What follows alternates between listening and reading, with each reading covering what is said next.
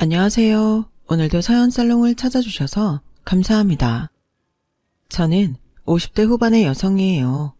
많은 분들의 사연을 계속 듣다 보니 제 이야기도 할 수 있겠다는 용기가 생기네요. 늘 듣기만 하는 채널 구독자 입장이었는데 오늘은 제 이야기를 들려드리는 사연자가 되어볼게요. 저는 지금 딸 둘을 두고 있고 곧 60이지만 제 일도 하고 있어요. 제가 결혼을 일찍 해서 첫 딸을 좀 빨리 낳았는데요. 솔직히 말하면 혼전 임신이었어요. 처음 아이를 가진 것을 알았을 때는 무서웠는데 제 안에 다른 생명이 있다는 걸 실감할 때마다 책임감이 커지더라고요. 그래서 제가 생각했던 시기보다 훨씬 빨리 결혼을 하게 됐어요. 저는 그때 대학 졸업을 앞둔 4학년이었고 남편은 대학원에 다니고 있었어요. 저와 남편은 제가 대학 1학년 때 연합 동아리에서 만났어요. 남편은 야구 모자를 쓰고 동아리 모임에 들어오는 저를 보자마자 이 여자다 라고 생각했대요. 첫눈에 반했다나요? 그날 저는 누가 계속 저를 쳐다보고 있어서 신경이 쓰였는데 그게 바로 남편이었어요. 동아리 모임이 다 끝난 후 남편은 저한테 정식으로 데이트 신청을 했고 저도 호감을 느껴서 좋다고 했어요. 그 이후 남편이 군대 갔다 오는 것까지 기다려서 쭉 사귀었죠. 남편 집은 소위 말하는 부동산 부자였어요.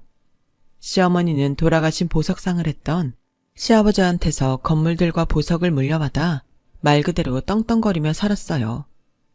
남편과 제가 결혼하기로 마음을 정하고 처음 시댁에 인사를 하러 갔을 때였어요. 그래도 니네 친정이 먹고 살만하대서 결혼하라고 한 거지. 안 그랬으면 나는 애 지우라고 했을 거다. 여자가 얼마나 제 앞가림을 못하면 혼전 임신을 하니? 내가 받아준 게 고맙고 네가 부끄러운 줄 알면 우리 현우 먹고 사는 건 앞으로 니네 친정이 챙겨야 된다. 우리 집에서 뭐 받아다가 살림할 생각은 아예 하지도 마라. 저는 그 말에 완전히 주눅이 들어서 시어머니 눈도 제대로 쳐다보지 못했어요. 그 시대에는 혼전 임신을 했다고 하면 시어머니 말처럼 여자를 탓하고 뒤에서 수군거리기 일쑤였어요. 저도 제가 마냥 죄인 같기만 했고 사람들 눈치만 보고 그랬죠. 친정에서도 누가 알까봐 다들 쉬쉬했어요.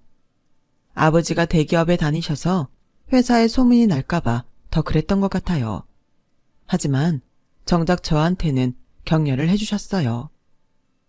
경환이가 낳겠다는데 누가 뭐라고 하겠니? 네 결정인데. 그래도 너를 찾아온 생명을 끝까지 거두겠다고 한 게 기특하다.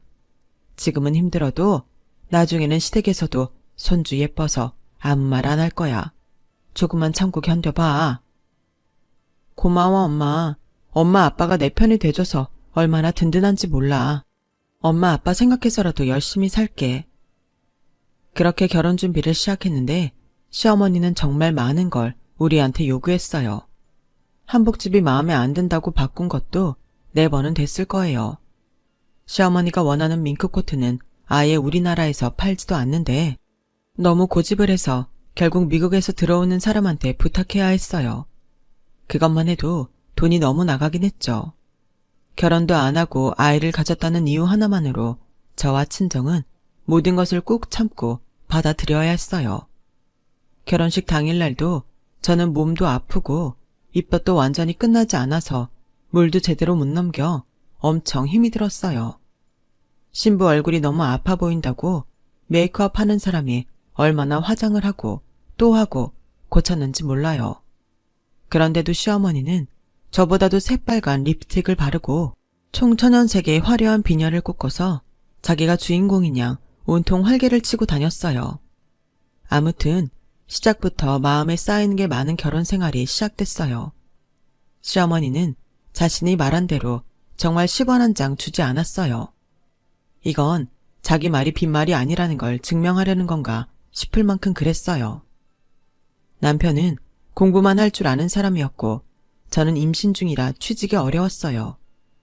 결국 시어머니가 원하는 대로 저희의 경제생활은 친정이 모두 떠안게 됐어요. 친정 부모님은 임신한 제가 안쓰러워서라도 뭐든 보태려고 하셨어요. 저는 설마 처음에만 이러고 좀 지나면 시댁에서도 다만 남편 용돈이라도 주겠지 라고 막연하게 생각했어요. 그런데 반년이나 시댁에서 남편 용돈은커녕 아무것도 보태주지 않고 거기에 더해서 다음 학기 등록금까지 보내지 않자 저는 화가 났어요. 어머니 진짜 당신 학비 우리 집에서 내라고 하시는 거야? 당신 아들 공부하는 건데 그건 어머니가 주셔야지. 결혼 전에 엄마가 다 이야기했는데 왜 그래? 당신 친정에서 우리 생활은 다 책임지라고 했잖아. 그건 생활비 이야기지. 당신 학비까지 들어간 건 아니잖아. 그걸 그렇게 알아들으면 안 되지. 내 공부는 우리 생활 아닌가? 아니, 얘기가 왜 그렇게 돼? 암만 그래도 당신 학비까지 친정에서 내라는 건 너무하는 거 아니야? 네가 잘못 알아들어 놓고서는 이제 와서 너무하네 뭐네 그런 말을 하고 그래. 기분 좀 그러네. 당신도 당신이다. 아니, 어머니 뜻이 그런 거 알았으면 당신이 공부 좀 열심히 해서 장학금이라도 탈 생각을 해야지. 아무리 학생이라도 집에 부인이 배 나와서 있는데 어떻게 그렇게 태평하게 돈 한 푼 어디서 불려올 생각을 안 해? 저는 어머니한테도 화가 났지만 남편의 태평무사한 태도와 뭐든 친정에서 받으려는 심보가 더 기분이 나빴어요. 지금 벌써 이것 갖고 그러면 어떡하냐? 우리 형은 형수 집에서 돈 다 대줘서 미국에서 박사까지 했는데 내가 유학을 간다고 했어. 박사를 한다고 했어. 그냥 한국 대학원 공부 갖고 벌써 이렇게 잔소리야. 그건 형님네 일이고 우리는 우리지. 아니, 그런데 어머니는 아주버님도 당신도 왜 다 친정이 책임지라고 하는 거야? 형님도 결혼 전에 그거 알았어? 나나 형이 잘 돼서 혜택 보는 건 어차피 당신하고 형수잖아. 내가 잘 되면 당신이 그 덕에 편하게 사는 거니까. 형도 국제 변호사 돼서 형수 맨날 사모님 소리 듣고 살잖아. 그리고 우리 엄마가 니네 집이 좀 사니까 사위 잘 되라고 해주라는 건데 그 정도는 해주는 게 당연한 거 아니야? 나도 교수가 돼서 당신 사모님 소리 듣게 해줄게. 진짜 교수가 되고 싶으면 박사까지 가야 되는데 지금처럼 공부하면 안 돼. 그것도 다 돈으로 되는 거 아니니까 공부 좀 해. 라고 정말 말도 안 되는 소리라고 생각하면서 한마디 했어요. 그런데 시어머니랑 남편이 너무 당당하니까 그게 맞는 것 같더라고요. 아이가 먼저 생겨서 한 결혼이니 다른 말 나올까봐 더 신경 쓰이기도 했고 기왕 결혼한 거 모든 걸 좋게 생각하자 싶은 마음도 있었어요. 딸 가진 죄인이라는 말이 괜히 있겠니? 사돈이 그런 계산이 빠른 양반인가 보다. 어쨌든 박서방이 얼른 공부를 끝내야 교수든 회사원이든 될 테니 일단 그것만 생각해보자. 라는 친정엄마 말씀에 저는 너무 속이 상했어요. 그래서 남편이 직업만 생기면 그동안 친정에서 해준 만큼 갚아드려야겠다고 단단히 벼르고 있었어요. 노후 통장도 하나 마련해 드려야겠다고 생각했고요. 남편은 생활비에 자기 용돈에 학비까지 보내주는 친정에 고맙다는 말 한 번을 하지 않더군요. 시어머니는 그건 당연한 거고 시댁 잔치나 제삿날에 친정에서 과일이나 음식을 보내지 않으면 대놓고 뭐라고 했어요. 자기 엄마가 친정이 모든 걸 내놓는 게 당연하다고 생각하니 남편이 고맙게 생각할 리가 없었죠. 시어머니는 시댁에 갈 때마다 남편을 앉혀놓고서 니네 내 땅이라도 받고 싶으면 지금부터 잘해. 너 공부한다고 집에 오는 거 뺀질거리지 말란 말이야. 어차피 내가 가진 거 나 죽으면 다 니들 거 되니까. 나 살아서는 니네가 가져갈 생각은 하면 안 돼. 라며 나보고 들으라는 듯 늘 큰 소리로 말했어요. 제가 친정 돈으로 모든 생활을 하는 게 불만인 걸 알고서 아예 제 입을 막으려고 그러는 것 같았어요. 그런 가운데 시간은 흘렀고 어느덧 산딸이 돼서 저는 예쁜 딸을 낳았어요. 친정에서는 다들 축하한다며 꽃다발에 과일 바구니에 산모한테 좋다는 온갖 것을 다 보내주시고 아이 선물까지 해줬지만 시어머니는 콧배기도 비치지 않았어요. 안서도는 바쁘신 거냐? 아니면 어디가 편찮으신 거야? 자기 친손녀가 태어났다는데 어떻게 축하한다는 말 한마디가 없어? 라며 친정엄마가 남편한테 한 소리 할 정도였죠. 그때까지는 엄마나 아빠는 시댁에 대해 남편한테 단 한 번도 싫은 소리를 하신 적이 없으셨어요. 남편도 이번에는 자기가 생각해도 좀 너무했는지 병원에 있는 전화로 시어머니한테 뭐라고 하는 것 같았어요. 그랬더니 시어머니가 다음날 마지못해 병원에 오셨더라고요.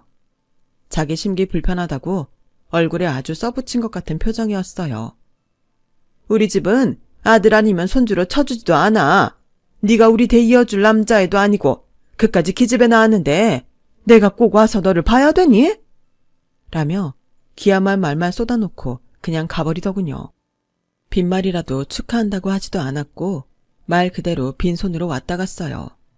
마침 엄마가 자리를 비웠으니 망정이지 안 그랬으면 시어머니랑 한바탕 싸움이 났든지 엄마가 열받아서 기절하셨을 거예요. 저는 아직 아프고 힘들 때라 화도 내보지 못했어요.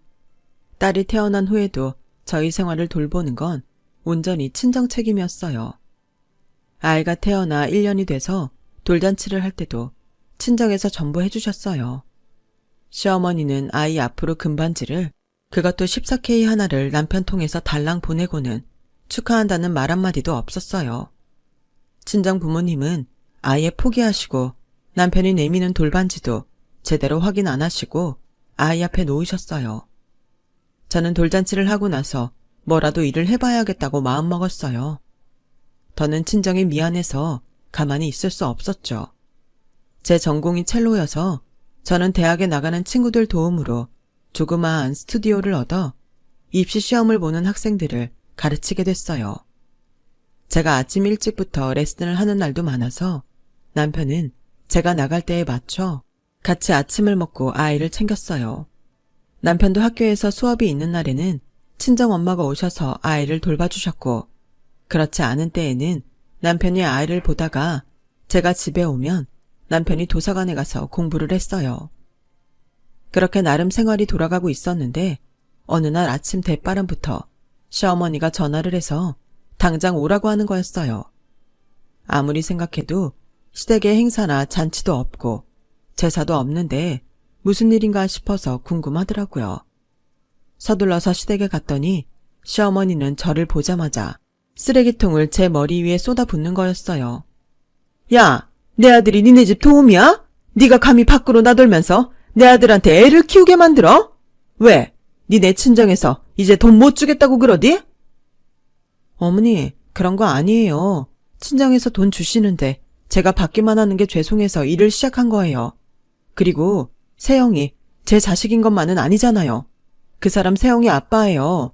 아빠가 자식 돌보는데 왜 그런 말씀을 하세요? 저는 어떻게든 시어머니를 설득하려고 애를 썼어요. 나는 일한답시고 지 남편한테 밥 챙겨 먹게 하고 애 보게 만드는 거 딱 칠색이다. 내가 결혼 전에 말했지? 니네 친정 먹고 살만 하니까 결혼 허락하는 거라고. 여자가 뭐 좀 해보겠다고 나대면 남편 꼴 우스워지고 집안 기강 흐트러지는 거 한순간이야. 돈이 없으면 콩나물 사다가 밥 비벼 먹어. 그게 싫으면 친정에 돈 달라고 하고 앞으로 절대 나돌지 마. 나한테서 재산 개미 눈물만큼이라도 얻고 싶으면 시키는 대로 해. 저는 너무 충격을 받아서 몸에 붙은 쓰레기를 대충 털어내고 얼이 빠져서 집으로 돌아왔어요. 딸아이는 혼자 방에서 목이 터져라 울고 남편은 집에 없더라고요. 아이를 안아서 달래고 있었더니 남편이 비닐봉투에 맥주를 잔뜩 싸가지고 들어오더라고요. 당신은 어딜 갔다 있제 와. 애는 울었었는데 장모님도 전화 안 받고. 아주 미치는 줄 알았네. 걔는 왜 뻑하면 우는지 모르겠다. 아, 스트레스 받아. 나 지금부터 축구 볼 거야. 말 걸지 마. 저는 태평하게 TV를 켜놓은 남편을 거실에 놔두고 아이와 방에 들어가서 펑펑 울었어요. 너무 서럽고 당황스럽고 수치스러웠어요.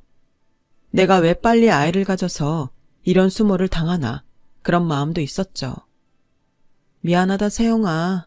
세영이 탓이 아닌데 엄마가 너무 속상하니까 별 생각을 다 하네. 저는 그렇게 혼잣말을 하며 아이를 다시 재웠어요. 결국 저는 첼로 스튜디오를 다른 사람한테 넘기고 다시 집에서 아이만 키우게 됐어요. 엄마는 제 사정을 눈치채시고 스튜디오 잘 관뒀다고 먼저 말을 꺼내셨어요. 아직 엄마 아빠 능력 있잖아. 걱정하지 말고 아이 좀 클 때까지는 그냥 우리한테 맡겨. 아빠도 뭐라고 안 하실 테니까 걱정하지 마. 엄마, 진짜 너무 미안해. 그 사람 공부만 끝내면 다시 레슨 시작할게. 하지만 그 말이 지켜지기까지는 4년 반이 더 걸렸어요. 남편은 그제야 박사학위를 받고 그 해부터 대학 강의를 나가면서 연구소에서 일하게 됐어요. 이제야 저는 친정의 자식 노릇을 하게 됐다고 기뻐했어요. 축하하네 박서방. 그동안 공부한다고 고생하더니 이렇게 좋은 날이 오네. 감사합니다 장모님, 장인어른. 이렇게 좋은 데서 식사 자리 마련해 주셔서 감사합니다. 라며 남편도 저희 부모님한테 고맙다는 말을 했어요. 빈말일지 몰라도 그게 어찌나 좋던지 모르겠더라고요. 사실 친정아버지는 퇴직을 고민하고 계시던 시기였는데 좋은 날 그런 말 안 하신다고 두 분 다 내색도 안 하셨어요. 그리고 다음날 시댁에 갔더니 자리에 앉기도 전에 시어머니가 니네 친정은 좀 너무한다. 현우 취직했는데 입 싹 씻는 거니? 앞으로 사위덕은 다 볼 거면서? 그게 무슨 말씀이세요?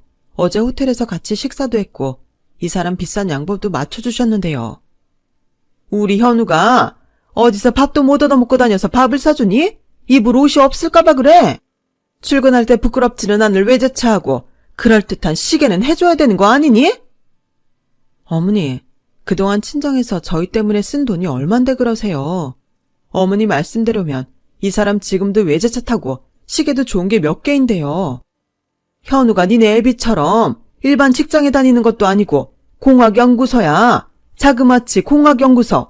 학교에서 애들도 가르치고 그리고 나한테 물려받을 재산이 얼만데 그걸 아까워해.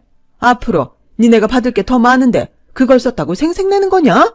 네 윗동선에는 아무 소리 안 하고 모자라다고 하면 모자란 거 채우는데 너는 내가 무슨 말끝마다 그렇게 시끄러운지 모르겠다. 저는 딸을 아는 손이 부들부들 떨릴 정도로 화가 났어요. 남편은 저랑 어머니의 대화가 안 들리는 건지 못 들은 척 하는 건지 앉아서 TV만 보며 과자를 먹더라고요. 정말이지 그 과자 봉투를 머리에 확 뒤집어 씌우고 싶은 심정이었어요. 남편이 취직을 해도 이러면 평생 친정돈으로 먹고 살라는 건가? 답답하고 힘들어졌어요. 친정 부모님은 외제차는 못 뽑아줘도 국산차는 좋은 걸로 뽑아준다며 그 사람 출근 전날 차를 보냈더라고요. 아버지는 그 다음날 퇴직을 하기로 결정하셨어요. 그런데 남편이 출근을 시작하고 한 달이 되도록 친정 부모님이 사준 차를 안 타더라고요.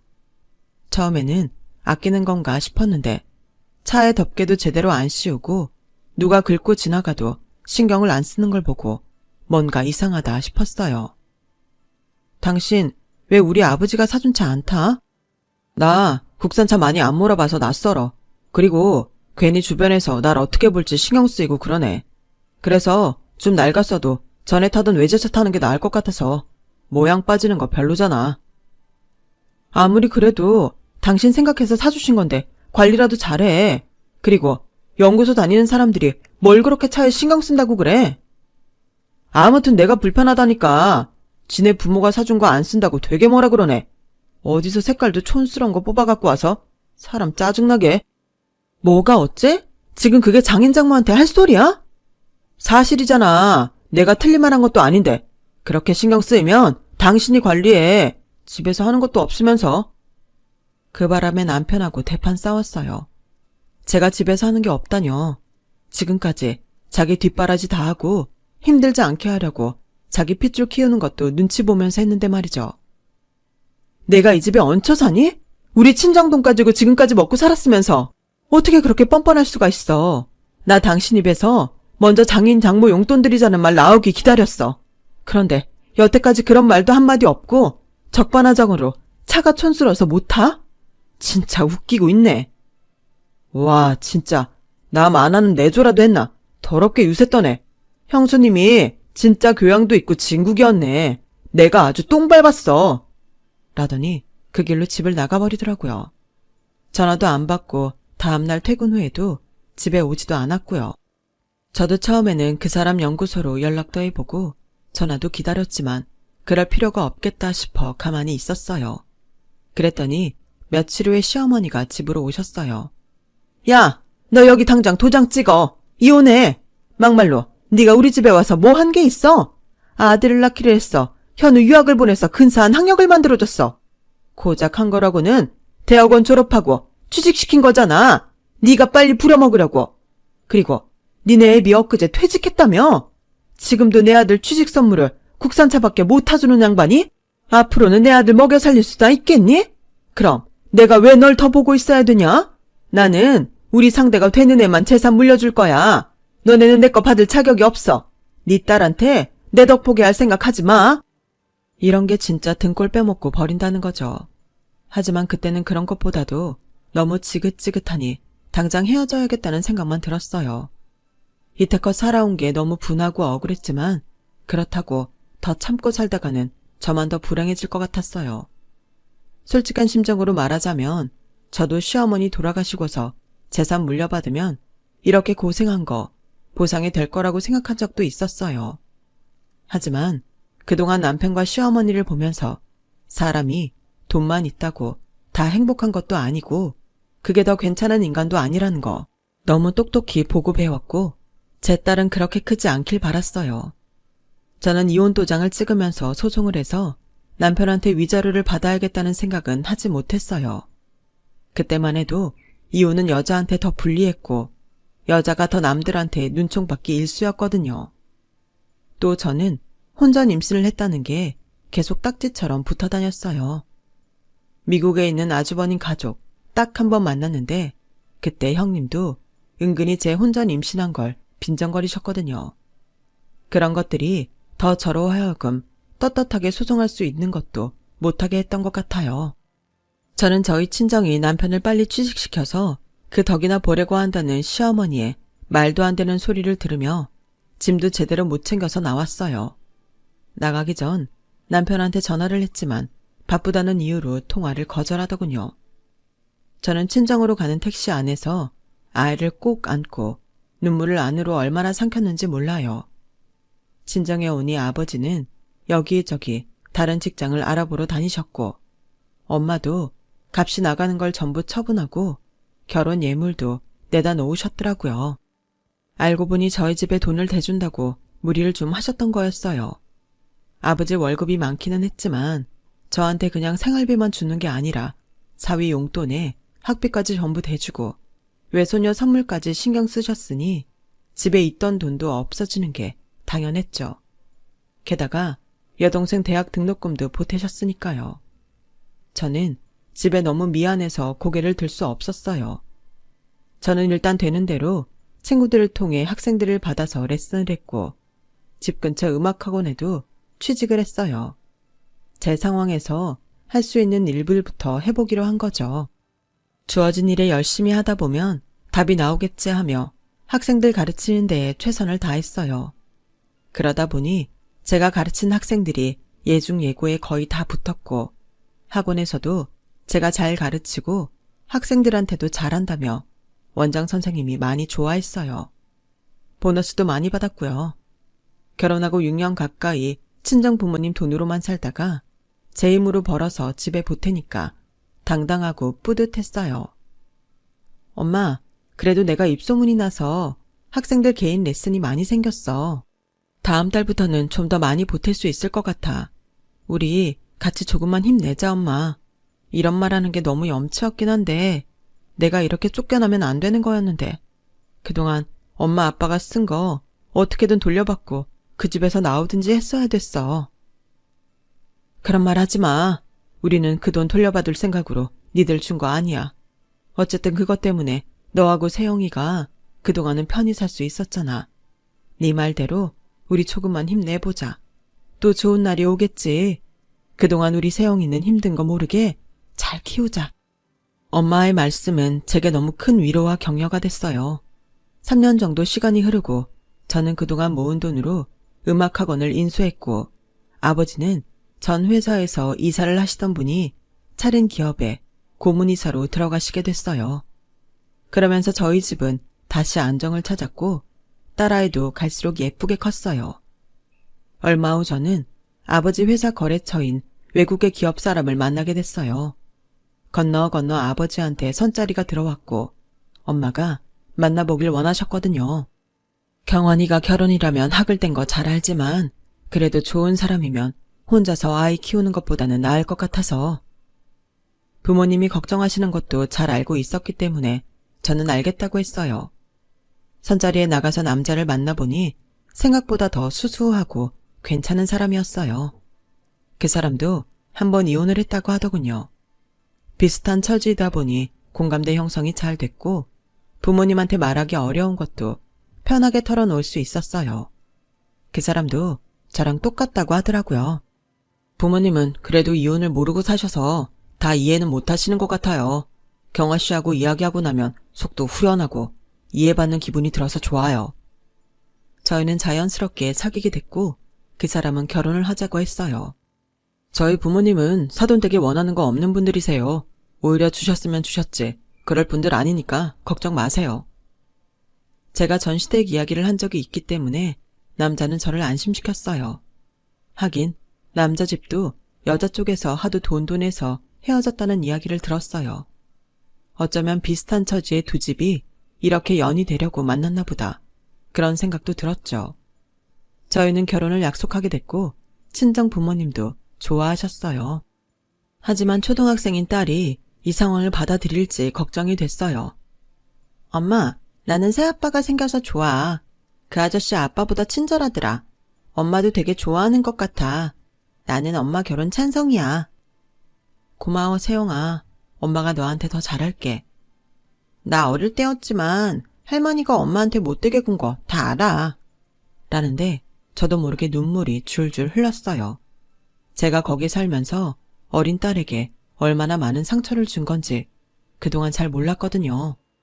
딸도 어린 나이에 할머니만 오면 눈치 보고 아빠랑 둘만 있을 때에는 발소리도 못 내고 있었다는 걸 알고 아이한테 너무 미안해서 밤새 딸을 안고 자며 눈물을 흘렸어요. 그렇게 양가 모두의 축복 속에 재혼을 하고 저는 다음 해에 딸을 낳았어요. 아버지는 회사에서 계속 이사로 자리를 지키셨고 남편도 계속 승진을 해서 독일 본사로 옮길 수도 있다는 말을 들었어요. 중학생이 된 딸은 아빠처럼 된다며 영어와 독어 공부를 열심히 했죠. 둘째 딸은 저를 닮아서 음악에 소질이 있었고요. 아이들을 위해 해외로 나가는 게 좋을지 고민하고 있는데 저한테 큰 음악학원을 인수하지 않겠냐는 제안이 들어왔어요. 김 원장님, 학원 운영 능력이 보통이 아니신데 같이 해봤으면 해요. 제가 혼자서 할 자신은 없고 딱 원장님 같은 분이 계시면 좋을 것 같아요. 라며 그 학원을 받은 원장이 이야기하더라고요. 저는 그동안 많은 아이들을 레슨해서 예고에 보낸 경험이 있기 때문에 좀 해보고 싶은 욕심도 있긴 했어요. 저는 이 일을 남편한테 상의했어요. 그럼 일단 시작해봐. 독일에 들어가는 건 나중에 해도 돼. 근데 당신도 그거 기회가 항상 오는 게 아닌데 괜찮겠어? 실은 세희가 자기 지금 독일 가면 친구랑 헤어진다고 싫대. 그것도 그렇고 당신도 해보고 싶은 일이 있다니까 좀 미루면 어떤가 싶어. 나보다 선배도 있어서 내가 안 될 수도 있어. 저와 남편은 그럼 먼저 2년 정도 해보자고 하고 그 원장한테 같이 해보자고 연락했어요. 남편은 저희가 같이 할 사업 계획서와 계약서를 꼼꼼히 봐줬고 서로에게 불공평한 게 없는지도 살펴보더라고요.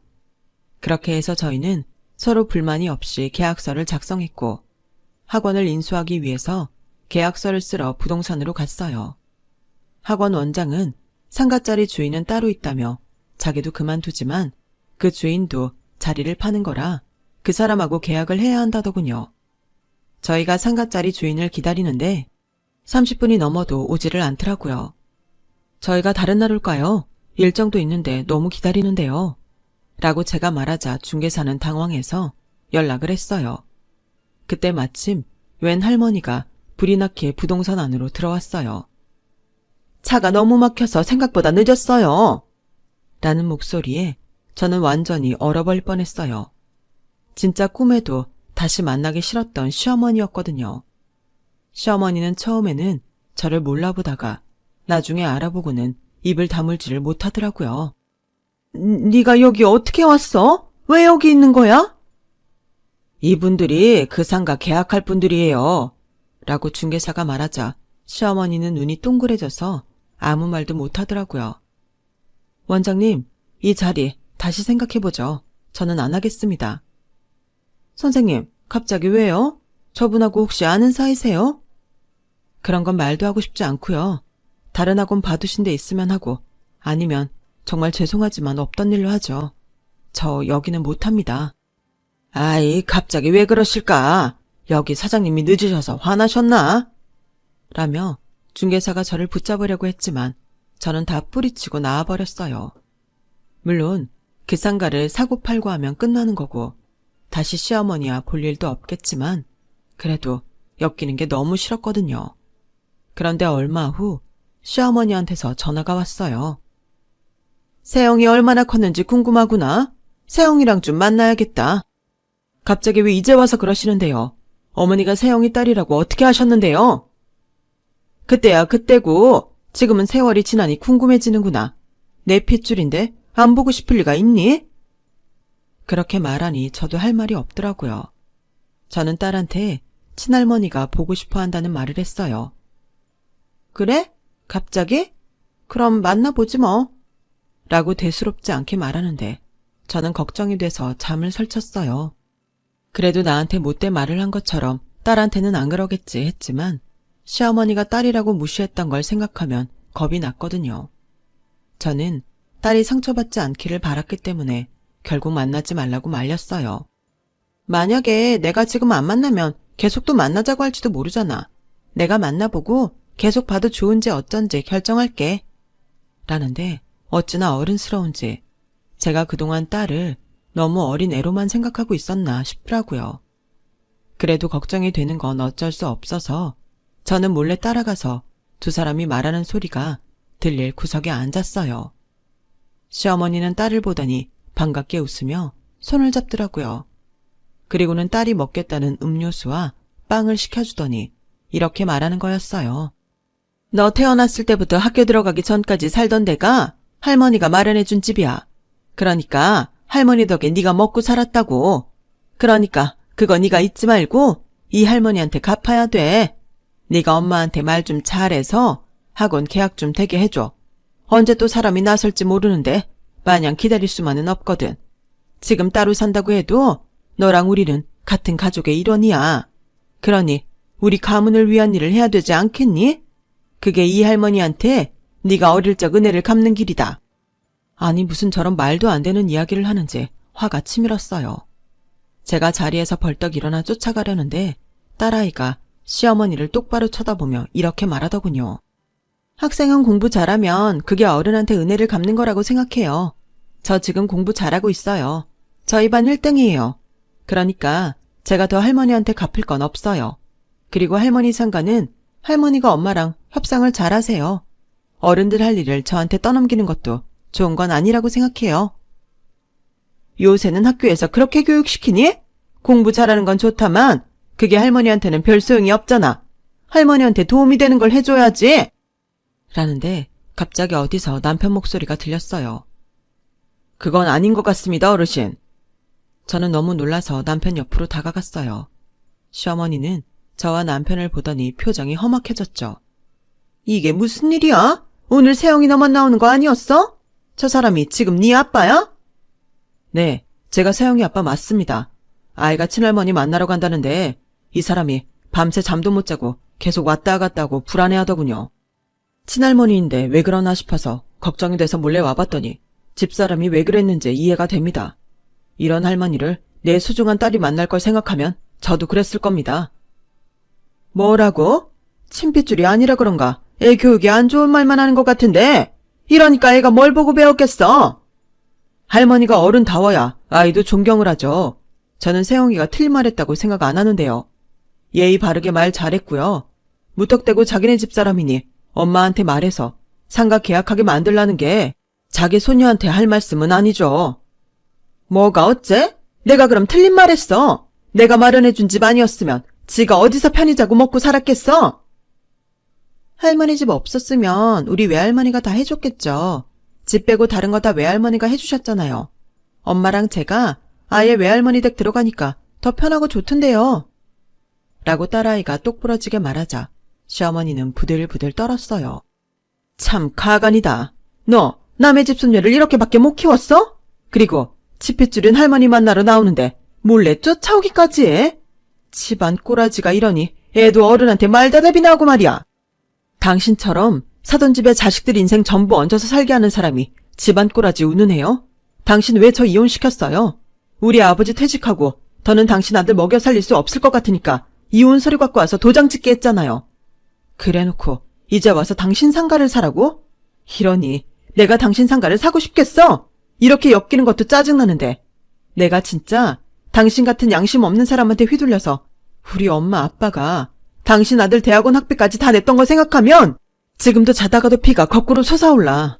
양육비 한번 보낸 적도 없고 여태까지 보자고 한 적도 없으면서 지상가 팔아야 되니까 애를 만나고 싶다고 해? 인생 그렇게 살지 말아요. 제가 피를 토하는 심정으로 반박을 하자 카페 안에 있던 사람들은 전부 수근거리며 시어머니 흉을 봤어요. 시어머니는 창피해서 먼저 나갔고 저와 남편도 딸을 데리고 나왔죠. 그랬더니 밖에서 기다리고 있다가 저희 앞에 나타나더라고요. 그럼 내가 직접 말할게. 그 상가 네가 좀 샀으면 좋겠다. 시세보다 좀 덜 주고 살 수 있겠니? 제가 너무 열이 받아 막 뭐라고 하려는데 남편이 나섰어요. 어르신, 그만하시죠. 이 사람이 싫다는데 다른 좋은 분 알아보세요. 당신한테 하는 이야기 아니니까 좀 빠져! 라며 남편한테 괜히 화를 내더라고요. 할머니, 우리 아빠한테 그러지 마세요. 할머니는 저 딸이라고 손주 취급도 안 하고 아빠도 저 보살피는 거 맨날 귀찮아 했잖아요. 아빠는 저한테 한 번도 그러신 적 없어요. 그러니까 저는 할머니 집 사람이 아니고 여기 엄마 아빠 가족이에요. 앞으로 저도 안 만났으면 좋겠고 엄마도 괴롭히지 말았으면 좋겠어요. 라고 하자 시어머니는 어쩔 줄 몰라 부들부들 떨더니 제 손을 꽉 잡았어요. 예, 그러지 말고 우리 나서는 사람 있을 때 그거 팔아야 돼. 좀 사면 안 되겠니? 네, 싫어요. 저 그게 뭐가 됐든 더는 당신 집안하고 엮이고 싶지 않아요. 당신한테 도움되는 일 하기도 싫고요. 저를 욕하려면 하세요. 그제야 시어머니는 제 손을 놓고 넋이 나간 사람처럼 돼서 가버렸어요. 알고 보니 큰 며느리가 더는 이렇게 못 산다고 이혼하겠다고 해서 시어머니가 어쩔 수 없이 재산을 나눠줬다고 하더군요. 그리고 전 남편이 재혼을 했는데 그 여자 집에서 자기네가 남편 필요한 거 다 해줄 테니 같이 골프장 투자를 하자고 해서 전부 들어먹고 도망갔다는 거였어요. 시어머니는 큰며느리한테 도움받으려고 했지만 오랜 시간 한 맺힌 큰며느리는 연락을 끊고 어디론가 이사를 가버렸고 큰아들하고도 연락이 되지 않는다더라고요. 전 남편도 회사 그만두고 골프장 사업한다고 했다가 완전히 당해서 아무것도 못하고 어정쩡하게 있다고 해요. 그래서 자기 앞으로 남은 상가 하나 처분하려고 저렇게 애를 쓴다는 거였어요. 상가야 시간이 걸려도 또 사겠다는 사람이 나오겠지만 부동산 경기 때문에 지금은 어려운가 보더군요. 당장에 먹고 사는 게 막막해질 정도라니 정말 사람은 자기가 한 대로 다 돌려받는다는 걸 실감했죠. 그 후 한참을 소식도 모르고 살다가 시어머니랑 전 남편은 지방 어디로 내려가서 힘들게 산다는 이야기를 들었어요. 큰아들 집하고는 여전히 연락이 안 된다더군요. 그 이야기를 마지막으로 그 집 소식은 듣지 못했어요. 저는 그 원장과 같이 사업하기로 한 걸 접고 몇 년간 아이들과 함께 남편 본사가 있는 독일에 있다가 들어왔어요. 지금은 아이들도 다 커서 각자 자기 할 일 잘하고 있고 저도 남편과 잘 지내고 있답니다. 제 이야기는 여기까지예요.